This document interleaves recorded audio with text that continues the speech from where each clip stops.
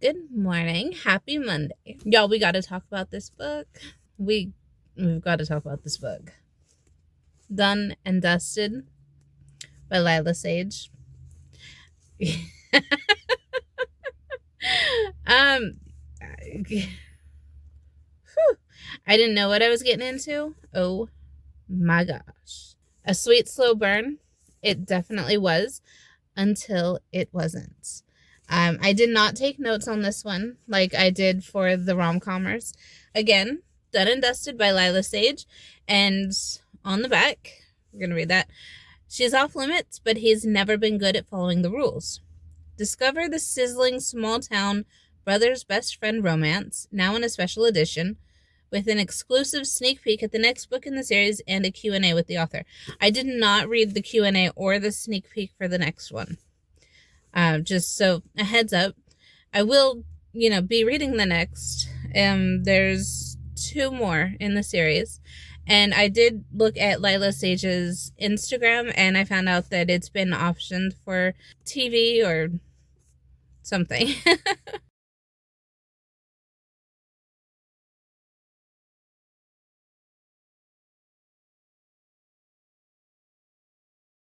So, yes, I can see without my glasses. I can read. It's just everything at a distance is blurry. For the first time in her life, Clementine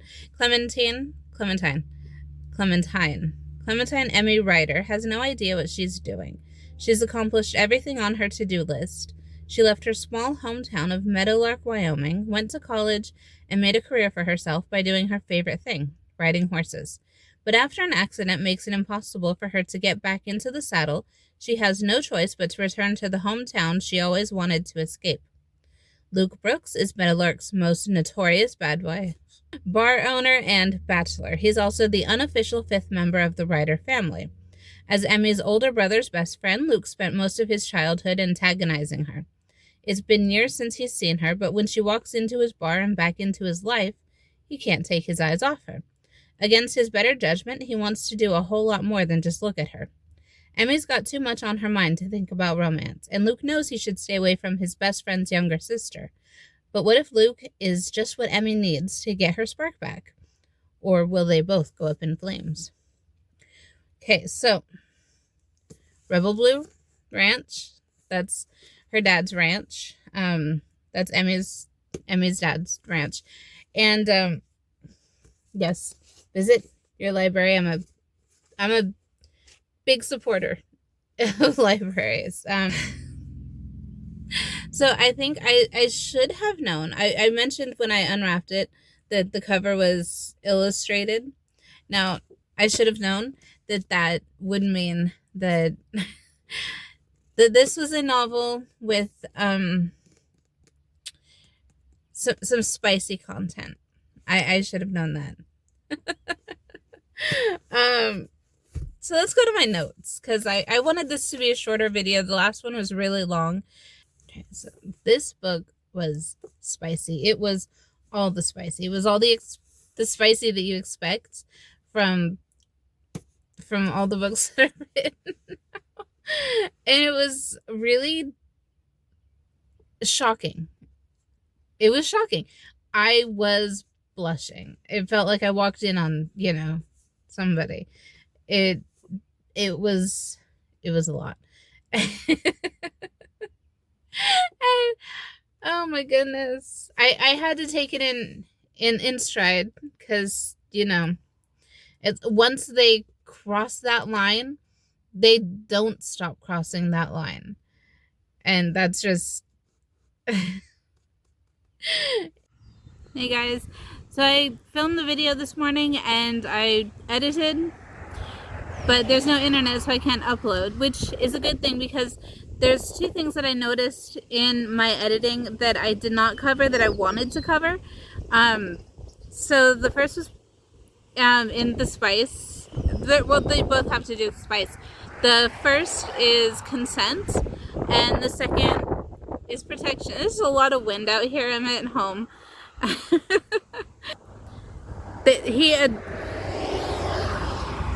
almost said Charlie.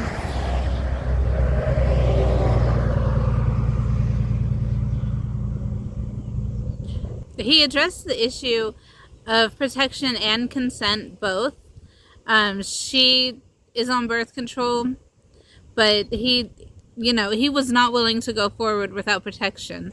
And then he also wasn't willing to go forward without her complete consent. And I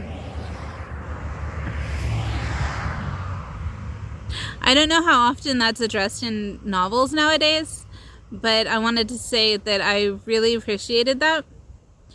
And I left that out. So, yeah, maybe better notes next time. This one's probably going to be uploaded late, but have a great week, guys. Bye. So in like the beginning of the book, there's this line where somebody smacks the hood of her truck and she hits her head on the roof of her truck, and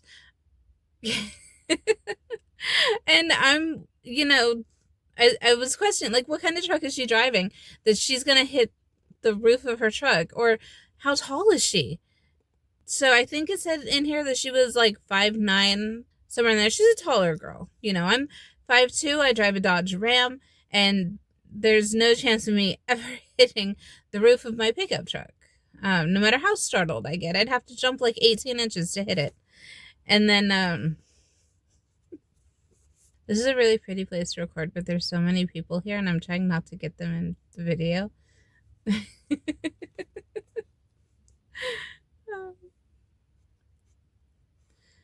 um,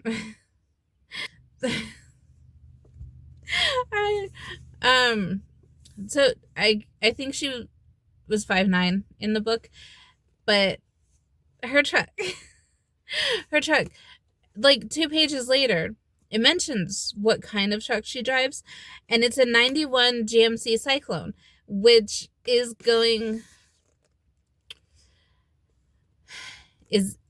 an amazing truck. It is. If you know cars, if you know cars, you know that truck. It's fast, so fast. It's worth buying. It is worth working for. It is worth buying. If you come across a 91 Cyclone, buy it, because it's worth it. And you're going to be seeing that in a romance series that I'm working on. You'll see that. It switches between point of view. So you've got Emmy, and you've got Luke, which I love that it's always a cowboy hat for Luke. It's always a boot for Emmy. That's a tongue twister. It's always a boot for Luke, it's always a boot for Emmy, and it's always a hat for Luke. But he doesn't wear a cowboy hat. I think at the end he has one on because she's barrel racing, and so he gets kind of dressed up for her. But throughout the rest of the book, he's wearing those t-shirts with the sleeves cut off, and baseball caps. He's like real South. Her dad owns a ranch. It's like 1,000 acres. Luke owns 100 acres. 100 acres is not shabby at all. That is not shy for a farm. That is excellent. And he actually got it. I don't know if this is a spoiler. He got it because his dad owned it. His dad was an alcoholic, and everybody thought he was just a good for nothing, but he actually owned some stuff, and Luke inherited it for no reason at all. Luke doesn't even know why he inherited it. This book was so sweet. It was so realistic too. None of my notes are gonna help me with this. I loved this book. I really did. I loved this book. So Luke, he is the perpetual bad boy. It's strange to me to hear bad boy, and he's just the guy that sleeps around a lot. I know bad boys, and in my experience, they're not the guys that sleep around a lot. I mean, they do. They're really sneaky about it, but they're also on the wrong side of the law. Um, like I don't know how he's a bad boy. You know, he owns a bar, and he's very protective over Emmy the same way that his best friend, her brother, is. But there's nothing inherently bad. Just he sleeps around a lot, and she doesn't. You know, she's kind of like a princess in the way that she's, you know, daddy's little girl.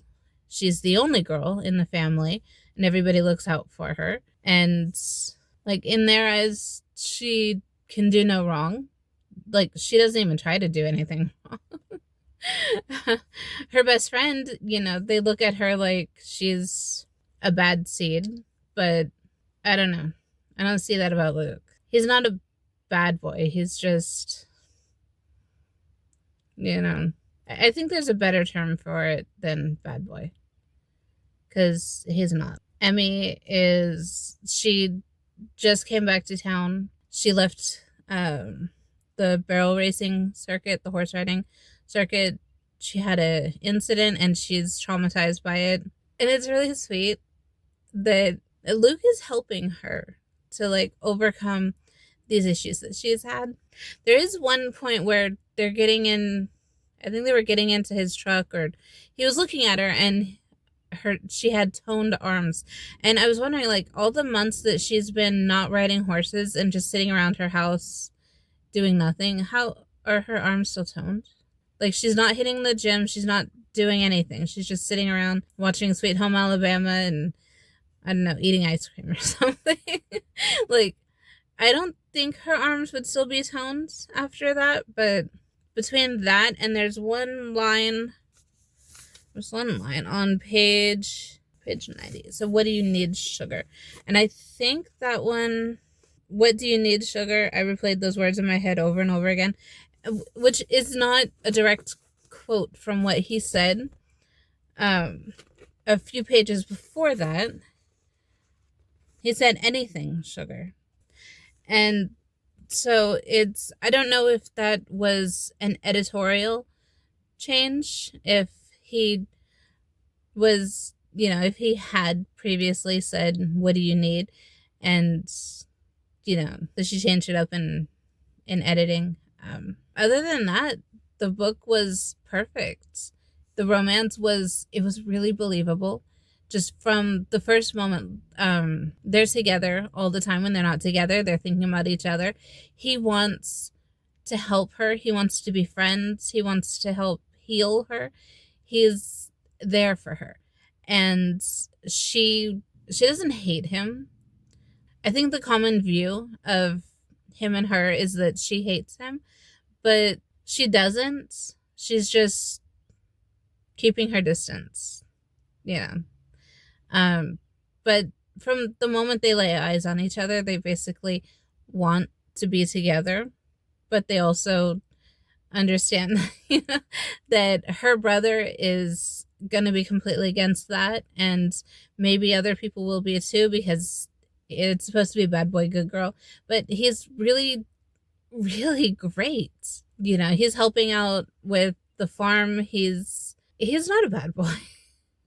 And I know I keep saying that, but he's not. He's, I don't know what secret life he leads that would make him bad, but in the context of he's experienced and she's not, you know, like they are opposites in that way. He's like really experienced, and she's really, for all her experience, she is not experienced. So my rating system, I forgot what my rating system is, but this one I believe a 5. It's almost a 6. I don't know if you've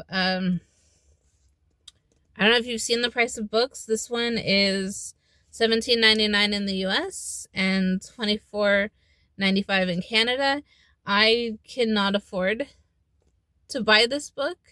If it was a lot cheaper, I probably will in the future. If I find it on sale in the future, I will buy it, but I'm not gonna pop out $20 for this book. So it's gonna be a 5, maybe 5.5, close to a 6. So out of 6, let's say 5 out of 6. It's a good book, and I am looking forward to reading the other 2 in this series. I feel very awkward. I'm still not used to filming. This is only my second one done in the truck, and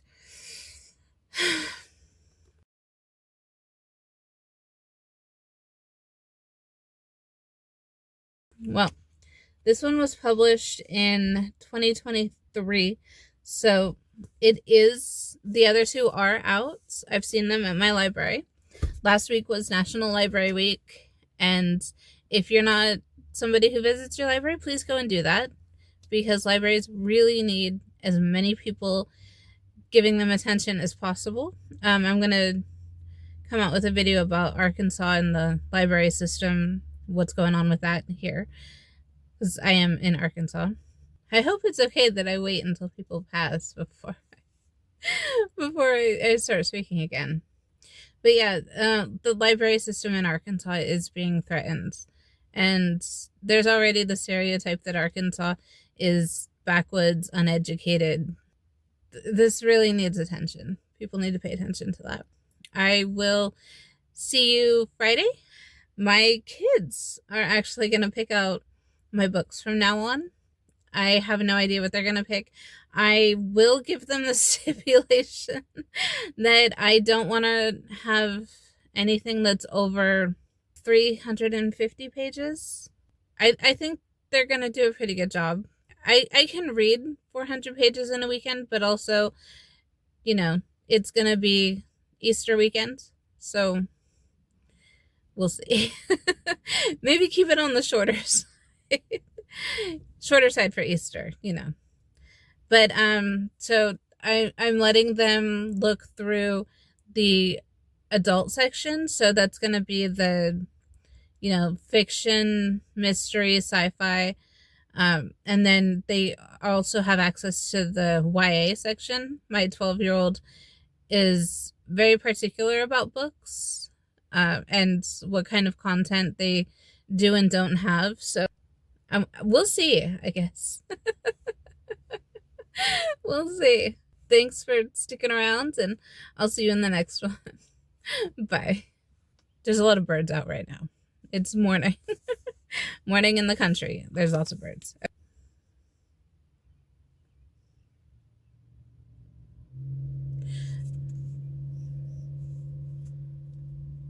Why are birds gathering around my truck? This is weird.